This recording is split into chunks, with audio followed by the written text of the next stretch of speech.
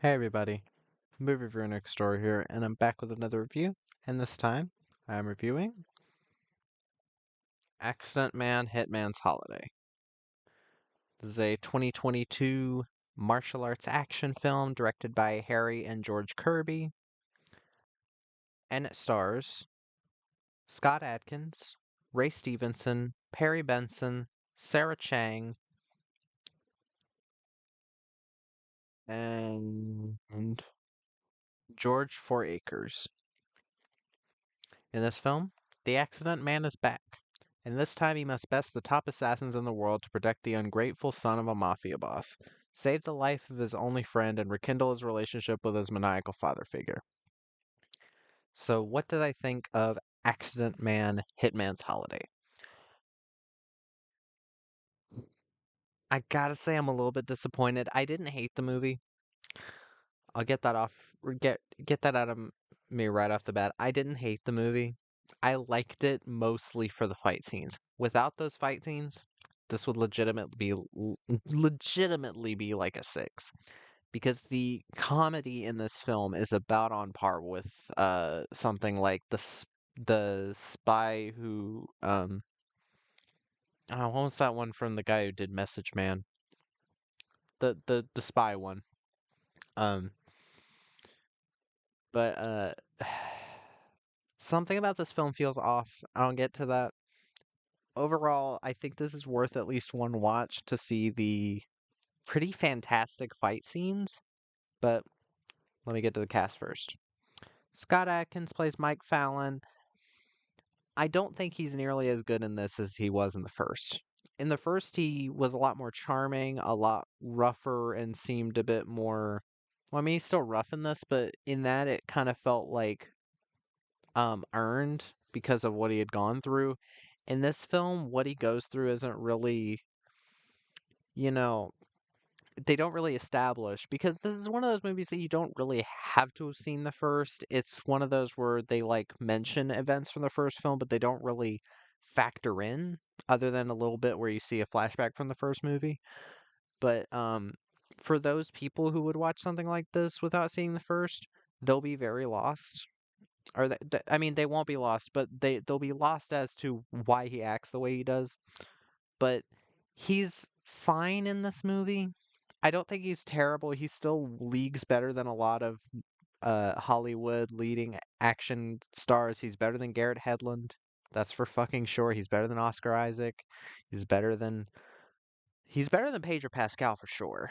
Um, but yeah, he still is amazing in the fight scenes. Not gonna he really does give us all in the fight scenes, and yeah, I think something's a bit up with the writing is why he feels a little bit less good in this.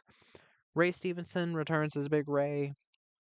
He has about 3 scenes. He's barely in the movie. I was expecting him to be maybe the villain, which could have been more interesting. But no, he's barely in the film. Most he really does. He doesn't even get a fight scene. He shoots somebody. That's about it. Um, he's all right. He's playing his usual Ray Stevenson self. He plays a lot of tough guy characters. Perry Benson plays Finicky Fred, a returning character from the first movie. I liked him. I feel he's underutilized in this because I do find him to be a funny and quirky character. I like his whole thing of finesse killing. I wish that would have been utilized in this somehow. Sarah Chang plays Wang Shuling, who is a fighter who Mike hires to basically keep him on his toes and help with his post-murder tension. Um, she's fine, but it also kind of feels like she's just here to be like, oh, it's funny. She speaks English funny, and I'm not saying the movie's racist at all. I'm not saying that. It's just kind of like a gimmicky character. When in the last film, even the gimmicky characters had some charm to them. This one kind of just gets annoying because her only joke is, "Oh, I went too far in the fake fighting I did with you and that type of shit." And it was just like, really? But yeah. And George Fouracres as Daniel Zuzer plays the guy that is sup- bleh, the guy that the guy that Mike is supposed to be protecting. Um, he was really annoying. I know he's supposed to be. I know it's supposed to be funny. I thought we had gotten over this annoying equaling funny kind of character in comedies, but it this he really fucking pushes it in this and was really annoying, and a lot of the jokes were let me I want to get out of the way what I like about this movie because there's a lot of things, even though I said I like it purely for the fight scenes because there's plenty of them. This film is full of action. That is not the issue. The fight scenes are very wonderfully done, and I mean that. Pretty much every fight scene is wonderfully done. There were some parts in scenes that weren't exactly fight scenes where punches clearly miss, and I will say they should have reshot those scenes. But for the most part, the fights themselves are fantastically done. I mean, Scott Adkins knows what he's doing. A lot of the other actors know what they're doing. Even Zara Pythian, who plays Freya Dupree's, who, yes, I saw she did turn out to be a pedophile, which fucking sucks, because she definitely has some talent. Even though she is a pedophile, I can at least give her credit on her fighting. It sucks that I can't really, uh, it sucks that she did that, because if she hadn't been a pedophile, I could actually say, oh, maybe she should be in more movies. But no, because of that, I cannot endorse her in any way. I will just say she has an amazing fighting technique. Sucks that she threw it all away. Um, but there's a lot of talented martial artists in this, of course, and it really shows in the fight scenes. The fight scenes are very flashy, very impactful, very violent, which is what you want in an action movie. Um, the score by wait, look, John Koutsoulianis was pretty all right. I didn't mind it. There were some nice guitar tracks, like in Sean Murray's original film score. Um, but yeah, for the most part, it really fit. Um, for the most part, this is a very well shot film. Um, this is this the budget of this is probably not a ton higher than the first film because there are a lot of dodgy effects in this. I'll get to that.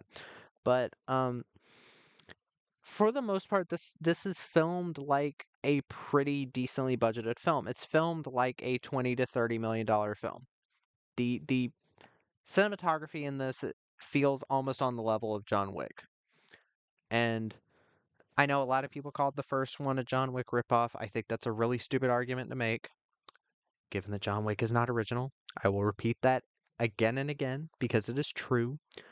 Um, Also, this is based off of a comic that came out before John Wick. Shut the fuck up. Um, but for the most part, this is a very well made film. Very well shot, very well edited, very well color corrected. I really liked how the film looked for the most part. And again, I didn't mind Scott Atkins in the lead role, even though he did feel a touchdown from his usual performances because he's usually very lively. Um, and that's where I come into my cons for this film. Because again, the fights themselves make this film an 8 at least. Um, if you had what made the original film work for me, including the fight scenes in the original, then I could easily give this a 10.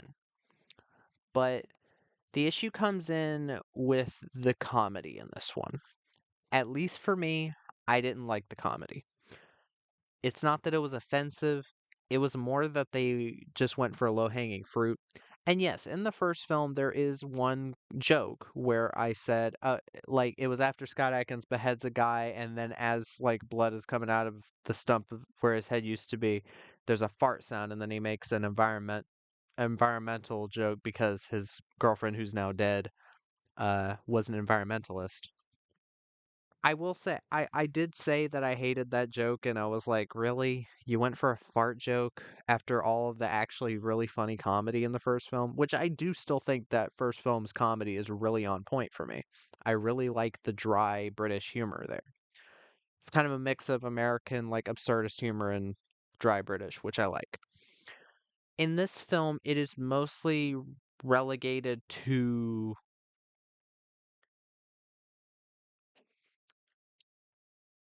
flatulence jokes, potty humor, which in the right context can work. Here, it just feels lazy. Um, there's a part where the person that Mike is supposed to be protecting has to shit out a watch that has a tracker in it. And literally, there's a scene of him like holding his shit in his hand and with the watch. And I was like, I thought we had gotten past this with shit like Freddy Got Fingered and American Pie. I thought we'd gotten past shock humor. It wasn't shocking, it was just disgusting, and disgusting can be funny. Not here. Um, a lot, and a lot of what Mike did in the original film later came off as, oh, you understand him. Like, take for instance, um, the whole post-murder tension thing. There's the scene in the original where he goes into the bar and fights a bunch of dudes, uh, who were being assholes. To they were like, um, I think they were like catcalling the waitress, which I'm like, yeah, cool, beat them the fuck up. They're being assholes. In this, the first scene you see of him like destroying things is like a street vendor in Malta who doesn't have what he wants, so he like pushes their shit off a table, and I'm like, in the first film, he came off as kind of an asshole, but a lovable asshole because you understood what he was doing, and it also seemed a bit justified. Again, beating up the dudes that were harassing a woman. But here, he just seems like a straight up douchebag, and I don't like the direction they took with his character. And also, most of the jokes or most of the humor with him is just him like calling someone a dumbass, and there was some of that in the first movie, but for the most part, it was a bit smarter than that. I don't know if the Stu Small guy who wrote the film, he also co-wrote the first film with Scott Adkins.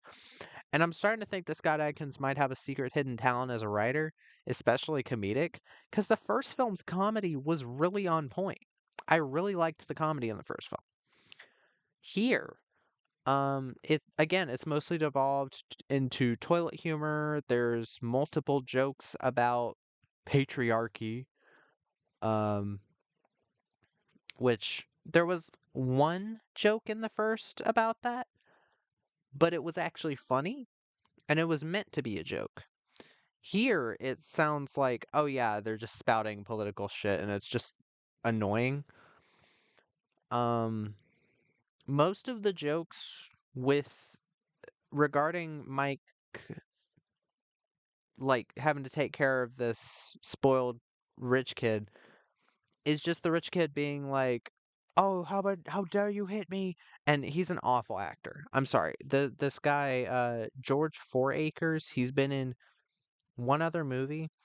He sucks in this. He's really not funny. He's not they could have at least made him enjoyable, like annoying, but they don't. They just make him flat out annoying, and it's a very lazy uh way to do humor in this type of movie. And just overall, I didn't give a fuck what happened to him. Usually in movies like that, you make like a spoiled rich kid the target, you know? So at the beginning you're like, "Oh, I hate this kid." And then you later realize um that like there's something in their past that makes them like this, and then they start to warm up to the main character. That doesn't happen in this.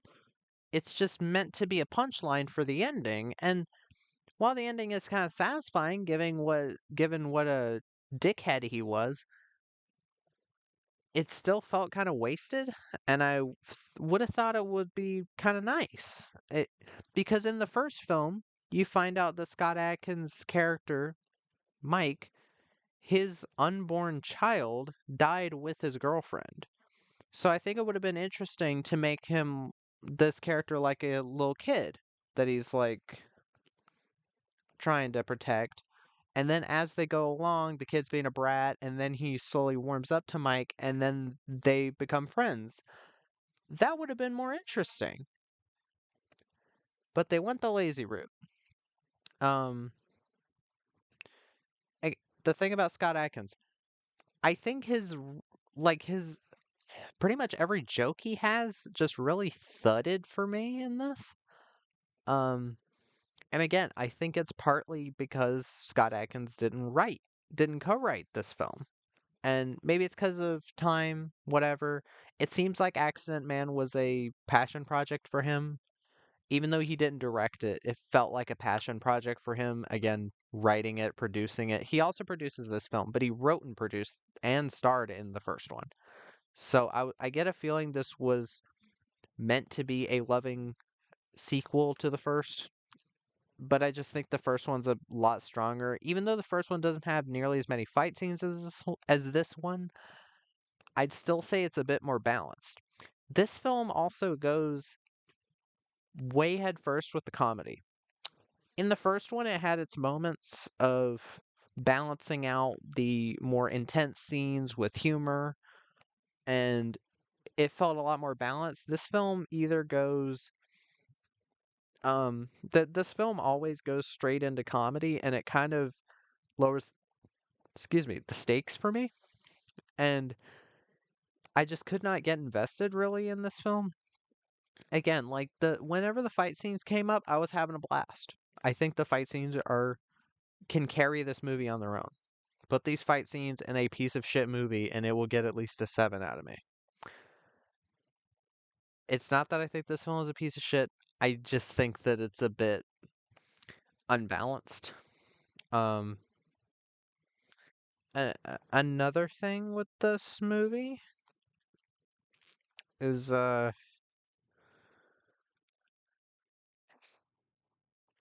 there's times where the editing from scene to scene is a bit wonky.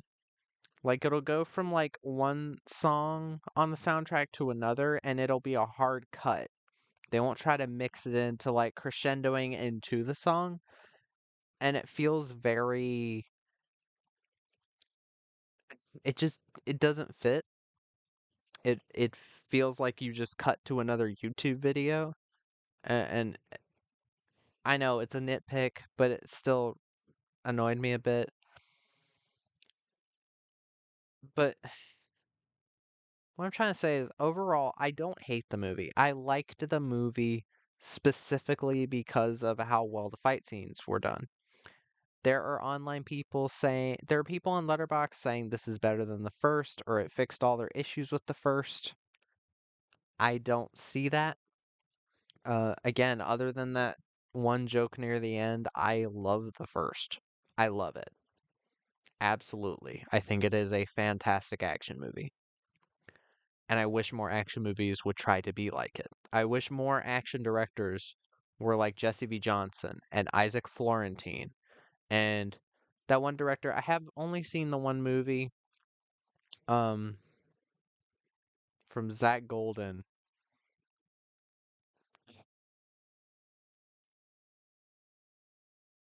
I mean, I'm gonna look it up. But like if we had more movies from directors like that, High Heat, um that this one was pretty damn fun. If only we had more movies from people like this and who aren't just trying to make like the best movie ever, they're just trying to make entertainment. And that's what I like to see. Yes, you can shoot for the stars with an action movie. You really can. Accident Man did it for me. But what I mainly want when I watch an action movie is to be entertained. I don't want a boring 2.5 hour movie that has like 2 minutes of a shootout. Um, and yeah, I just simply want to be entertained. The film entertains based on the fight scenes. If you can get into the comedy and how this film changes up its pacing and its direction from the characters and shit from the first, good on you. I just couldn't. But yeah, I recommend if you like the first film, I'd recommend watching this at least for the fight scenes. That's what I'd say. But yeah, that was my review of Accident Man, Hitman's Holiday. If you've seen the film, let me know what you think in the comments. Also, let me know what you want me to watch next. And movie reviewer next door out.